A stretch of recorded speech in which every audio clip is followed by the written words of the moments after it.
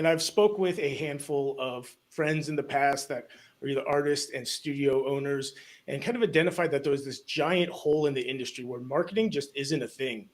And I got to the point with the agency that I had before this, or still currently have, where we work with window replacement, and it's the most boring thing I've ever done. I mean, marketing windows, they're literally, you're marketing something that's see through, and that's what I loved about tattoos. Is not only is it such a creative thing, the people that do it have such a passion for art. It's so fun to market for them because again, it's just such a is the exact opposite of window replacement.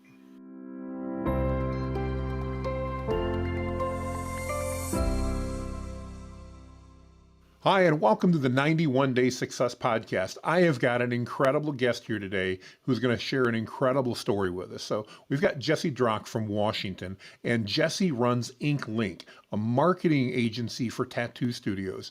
And not only did this blow my mind, but as Jesse shares some things about the industry, you're going to learn why this may be the best decision that any of us could have ever made. Jesse, welcome to the podcast today. Really thrilled to have you, and really excited to have you share more of your story with our audience. As we get started, can you kind of start with the elevator pitch and give us the 30-second overview? Who's Jesse? How'd you get in the business? And then we'll dive into some details. Yeah, sounds great. Well, first, Jonathan, thank you so much for having me. Happy to be here. And so I got started in marketing about 7 years ago. Prior to that, I had worked in construction for 14 years. And it was kind of by chance. I had been laid off from my job, seasonal. When the snow hits, there's not a lot of construction where I live.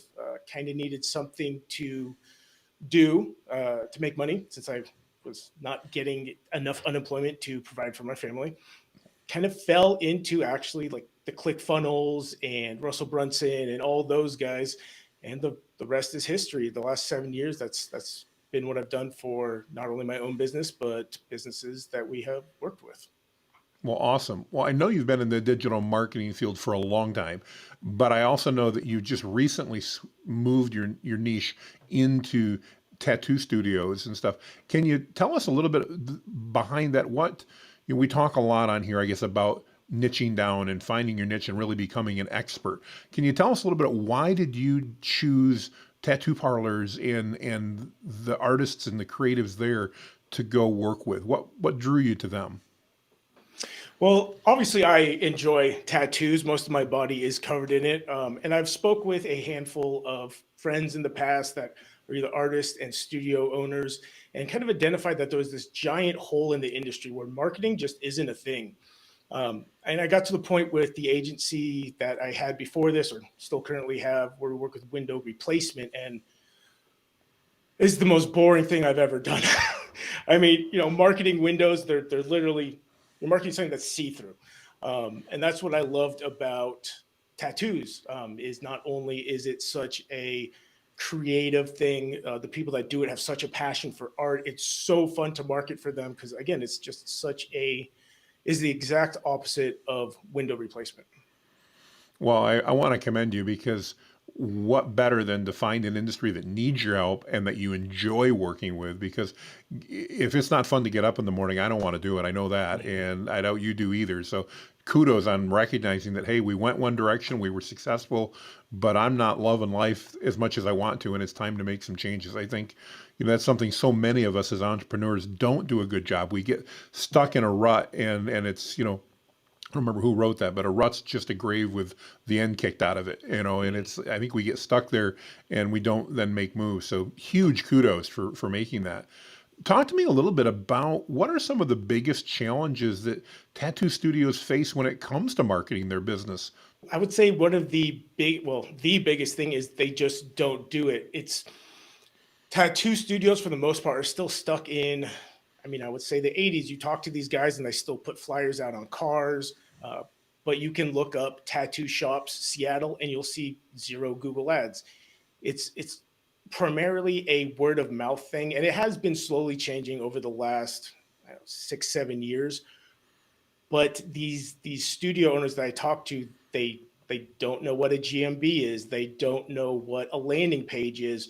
So it's trying to educate and sell at the same time. And I mean, to be honest, they've these guys know they need it. They just don't know where to get started. Um, so it's been a really fun process, and we've been able to at least help start getting people to understand that like this is where the industry is going. The industry is going to double in the next 6 years. You're going to have these kids, uh, early to mid 20s that grew up on social media, that grew up knowing Google ads and Facebook ads, starting to open their own studios. So, I'd say by 2030, it's going to be adapt or die. And if you adapt now, it's you're getting in on the early wave, which is obviously where you want to be. No, no, absolutely. And it's actually one of the questions I had for you. I'm wondering, my son and daughter-in-law have more tattoos than I do, so they're more familiar with it, but they, they're both late 20s. And they understand that world, and like you said, they grew up on social media. They've never known anything different. What's the average age for an artist nowadays, or is there no such thing? Is it really span, everything from the young creative getting involved to the old master who's been, doing ink for decades? Is there an average, or is there a norm, or is it really all over the board? So it's all over the board, but it's definitely starting to be a younger person's, I guess, game under 40 years old. But that's just because there's so many more people becoming tattoo artists. You have kids that, went to art school, that it's an entirely different generation of artists coming up. Um, and with how much the industry is growing, you do see the majority under 40, but there are still a ton of amazing artists out there that are what you would consider old school. Well, it makes a lot of sense, but I'm assuming a lot of their clients probably are, again, we'll call them younger, but certainly compared to me in my 50s. I imagine a lot of the clients are younger, and therefore appealing to them where they're at online, making sure that they've got a web presence and they're findable when somebody's searching for them, has got to be just absolutely critical for them growing their business and being able to expand their practice and grow, I would think. From your perspective, how do you help them overcome that challenge? I assume a lot of people you start with probably don't really have any online presence. How do you help them overcome that? What are kind of the steps you walk through with them, Jesse? Well, I would say about 50 to 60% have a website, and probably 30 to 40% have a GMB. But outside of that, it's nothing. Um, but just being able to show them, these shops that have, been early adopters. I mean, we've talked to studios that have been doing Google ads for 6, 7 years now, and they have exploded. It's a game changer for these companies that are taking online marketing seriously. So just being able to show them examples of what these other studios have done in the last 6, 7 years, and it's because, at least in a good part, to their online presence and them taking it seriously. Well, and it sounds like from what you shared with me in the pre-call when we were chatting that compared to most industries, or I would say every industry I've ever heard of, the cost on the advertising is really a 10 to 15-year-old. I should say it's reflecting where most of the other industries were 10 to 15 years ago. I mean, I think you were talking, the ability to get a click for under $1. I mean, that's unheard of in today's world. You mentioned Google ads and stuff like that. Have you found other ads like, Facebook, Instagram, YouTube? Are those effective in that market as well? Or is that something that's still really being kind of fleshed out? No, no pun intended. It is definitely effective. Facebook ads, Instagram ads. So for artists, Instagram is their thing, because they can Yep. show their work, and they can build these massive followings. Like I would say any industry though, when you start getting consultation requests off of Facebook, off of Instagram, it's always going to be more tire kickers. And with the cost per click and the cost per acquisition so low on Google, we don't really see a reason to spend the money on Facebook when we can get the exact same price on Google for the higher quality person. Makes perfect sense. Yeah, because the last thing you want to do is, like in any business, get caught in that price game. And I'm assuming, like any quality work that's done, if you've got a quality artist, it's going to cost a few more bucks, and you don't want to be, racing to the bottom of that pricing ladder in that process. Talk to me a little bit about branding with tattoo parlors. In addition to the marketing, do you help them at all with branding or other things like that to figure out how to best grow their business, or do you kind of stick just to the marketing side on the promotions? We do branding for them as well. A lot of these shops and these artists that are taking it seriously have grown these massive followings of 15 to hundreds of thousands of followers. The problem is they are doing it, uh, globally. So it doesn't matter if you're an amazing artist that has 40,000 followers if your closest potential client is 500 miles away. So Hmm. what we do with them as far as a branding aspect is, which is, again, extremely easy because everything with them is so visual. It's not this huge crazy process. It's literally running, some advertising, but making sure it's within 30 to 40 miles of their studio. So those people that are starting to follow them, that are starting to connect with them, are actually able to come take or come get a tattoo. I'm glad you brought that up. That's one of the questions I had about Instagram in particular. I know you can just amass huge followings there, but obviously geography is irrelevant at that point. If I see an artist that I like, it doesn't really matter where they are. But unless I'm really wealthy, I'm probably not likely to go, charter a jet somewhere just for a particular artist that I like. I mean, I'm sure it happens, but it's not the everyday occurrence that's going to build that creative's business for them. Is Are you targeting you then mainly just on location, age? What type of targeting? And I'm not asking you to give away any industry secrets here, but just from a overall perspective, how do you do the best targeting? And if somebody's thinking, watching this, going, okay, I need to do Google Ads regardless industry, what do you recommend they be looking at for targeting as far as getting the right people when they're looking at that Google ad? Yeah, so for targeting, we usually do a 20 to 30-mile radius, and then the age is usually anywhere from 30 to about 55. The reason we exclude people under that is usually, I mean, nobody wants a 1 hour session or somebody to come in and do the shop minimum. So we want these people that can actually afford to come in and get a sleeve or at least, a 4 or 5 hour session. Um, Outside of that, at least on Google, the biggest mistake we've seen people make is using these broad keywords where they're coming up just when somebody Googles good tattoos or tattoo artists, and they're spending all this money on keywords that isn't somebody actually searching for a tattoo studio or a tattoo artist that they want to get tattooed by. Oh, that's really good advice. It reminds me. I've probably told the story on this podcast before, but years ago, I want to say it's close to 15 years ago. I remember walking in to talk to a company that did maps, and they wanted to talk about Google AdWords, and they didn't do your normal maps. They did like wall maps that were 6 feet by 6 feet, laminated, and they only did them for 12 cities in the United States. And when I walked in, I remember the owner came out and he'd never worked with us before. It was a sales call, and he goes, "I want you to know I hate Google Ads." And I go, "Well, good. We're pretty much in agreement here. Tell me why." And he goes, "I wasted $5,000 in 60 minutes and I got nothing out of it." And I'm like, and mind you, this is 15 years ago. And he's like, I'm like, $5,000 in 60 minutes. What happened? And you just reminded me of it because he said, "Well, we do maps. So we bid on the keyword maps." And I said, "But hang on a minute. You do 6 foot by 6 foot laminated wall maps. How many cities?" He goes, "12 cities in the US." And I said, "So you didn't do like wall map, you just did maps." "Yep, we just did maps." And I said, "Well, did you limit it geographically to the cities you're in?" He goes, "Oh no, we did the whole United States." And he goes, "Almost every call came from California." And I said, "Do you have any maps in California?" "No, we don't do anything east of the or west of the Mississippi."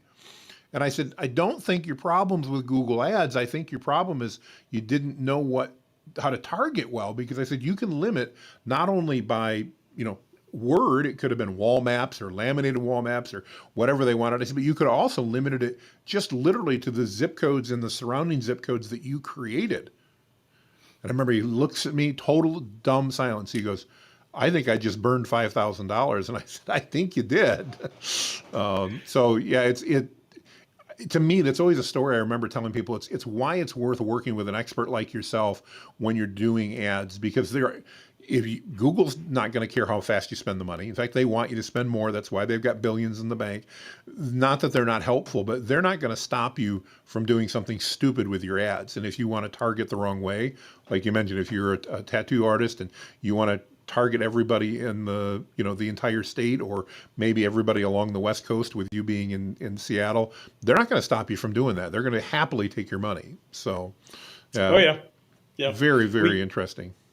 we Go we ahead. started working with a client in Las Vegas about 2 months ago, or a month and a half ago, and they had been showing ads to Texas, Idaho, Oregon, and they're like kind of the same thing.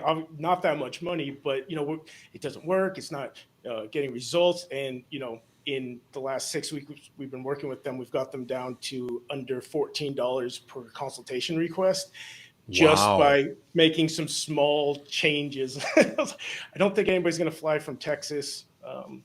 I mean, some people will. I will fly across the country to get a good tattoo, but 98% of people aren't going to do that. Well, and that's it. It's not that nobody's going to do that, but if we're helping these businesses grow, we need to help them get with their majority of those people are willing to come into their shop and help them do that. What do you find is a typical, I'm assuming an hour and a half drive is probably what most people want to stay within if they found a great artist, or maybe a good artist that they're interested in. And then the second follow up to that is, how do you leverage, if the industry's been so good on word of mouth, how do you leverage that and combine that word of mouth reputation with digital to help the studios out? So for the first part, we usually try to stick within 20 miles around the studio. Okay. And it's not that we couldn't go further. It's just, I mean, these are tattoo studios. It's very different than like when we did window replacement. We had one company that spent $150,000 a month just in ad spend with us. At Holy that, cow. yeah, it was a lot. It was a lot of work and a great learning experience and a lot of fun. Um, but with that, you need the maximum amount of people that are going to see that. These tattoo studios are spending $500 to $1,000 a month on Google Ads, and like one of our clients in New York, one's in Las Vegas. So these are very densely populated areas. But what we've seen is even with a $500 budget, if you at least have a $50,000, 50,000 person uh, city, I'm losing my mind. That will more than suffice. You don't need to go that much further. Oh, it makes sense. Sounds like you've done some really good work with the studios and figuring out who their audience is, and really targeting that audience. Again, as we kind of talked earlier, I've always found that to be one of the things that so many customers struggle with, is accepting that not everybody on the planet Earth is really a good potential customer of theirs. And if we can target the people that are, we can be a lot more effective in driving revenue to their door than if we try to appeal to everybody across the board. So, oh, very, very interesting. Where do you see things going? You mentioned in the pre-call a little bit, Jesse, that you think that this is a growing industry, and it certainly makes sense that it is. Where do you see digital marketing and the future of that with tattoo studios going? What do you see happening in the future? I think it's going to be a necessity by 2027 to 2030, uh, with the industry projected to double in the next 6 years, which is just alone mind boggling. You're going to see a ton more studios. You're going to see a ton more artists. You're going to have this younger generation coming up to and opening these studios that know about all this stuff. Um, and like I said, the people that have already been on it, that have been doing this for the last 5, 6, 7 years, um, have made an absolute killing uh, with growing their studios. They're some of the most successful that I've talked to. So it's going to be an adapt or die situation. Um, Not only are you going to have this younger generation opening studios, you're going to also have the clients that are going to become this younger generation, and where they go for everything is online, is on their phone, is searching in Google or looking through. I mean, I'm sure by then Facebook won't be the thing, but whatever the next big thing is. So it's Exactly. it's yeah, it's going to be huge, and um, really where the industry is definitely going to be in the next 5, 10 years. I know you've mentioned you've been in the industry for a number of years. How do you stay on top of the changing trends and what trends are relevant for your clients and which ones aren't? What any tips for business owners that are out there, regardless of industry, the things that they can even do to kind of stay on top of what matters and maybe avoid those things that look interesting but are really just, I would say, eye candy and not necessarily things that are going to help them grow their business? A lot of industries have magazines, have associations. So being parts of those Facebook groups, and you can always just kind of see the trend starting to shift. Like in tattoos, 6 years ago, like anime tattoos were not a big thing. Over the last 6 years, they have become like the most popular kind of tattoo. So as long as you have a pulse on what's happening and you're talking to these shop owners or business owners, and going to these events and reading the publications, like you're gonna know what's happening. I think one of the worst things you can do is not know what's happening in your industry. Not only can you look very stupid when you're talking to somebody, but knowing what's going on is something that you can use in your own marketing when you are trying to prospect for new clients. Makes it look Makes like you're on great top of the sense. ball. Yeah, no, really good advice, really good advice. And I know there's industry associations and periodicals for virtually every industry you can imagine. So I think that's stellar advice. Well, Jesse, one of the things we love to talk about here on the 91 Day Success Podcast is something that I guess in a way you've just done, and that's if you said, "Hey, I want to use my skills and everything else, but I want to start over, and I want to, we always talk about if you had the limit of $1,000 because, with the economy the way it is, if somebody ends up losing their job, decides to start a new gig, or maybe wants to start a side gig going on, or a business owner is looking to expand, they may not have a huge budget. So, as somebody who's been successful over the years, you've proven you're a great business leader there. If I said, "Hey Jesse, it's time to start over. Here's $1,000 and a laptop and a cell phone," what would you do in the first 91 days, the first 3 months, to build that business up? Can you share that with the team? And feel free to think about it for a little bit. I know it's not just a simple one sentence answer. Yeah, so considering the fact that's literally what I'm doing, I think I have a good idea because we've been far more successful than I thought we were going to be very fast. Um, as far as the $1,000, I would run social media ads for ourselves, which is exactly what we've done. Um, outside of that, we started YouTube channel, Instagram, Facebook group, just starting to get our name out there, starting to have that omnipresence within the industry, and it's been extremely successful. I kind of have my own method for days I post and days I record. And in the last month, we've had almost 10,000 views on our YouTube channel. We've had a ton of interaction on our Facebook group. So the money would definitely go to just paid advertising because as soon as you sign those first 2, 3 clients, like it's just scaling from there. You know how much it's going to cost for the most part.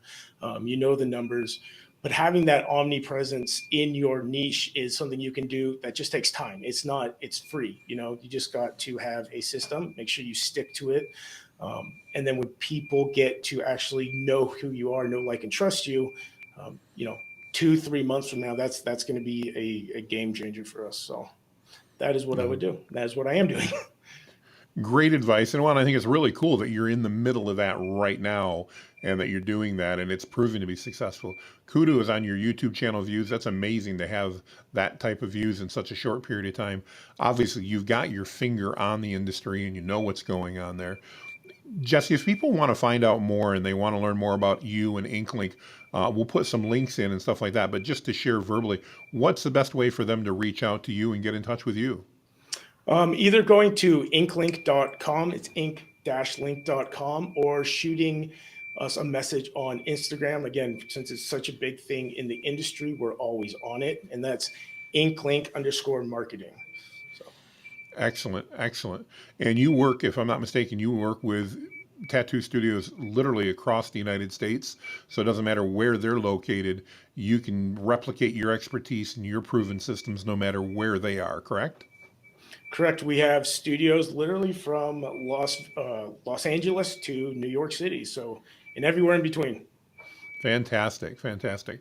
Well, Jesse, I really appreciate you coming on board. I know we've had the opportunity to meet over the last year and a half, and just love your story and what you're doing. And uh, just huge again, kudos to you for recognizing that, hey, you know, what I'm doing is working, but it's not working the way I want it to.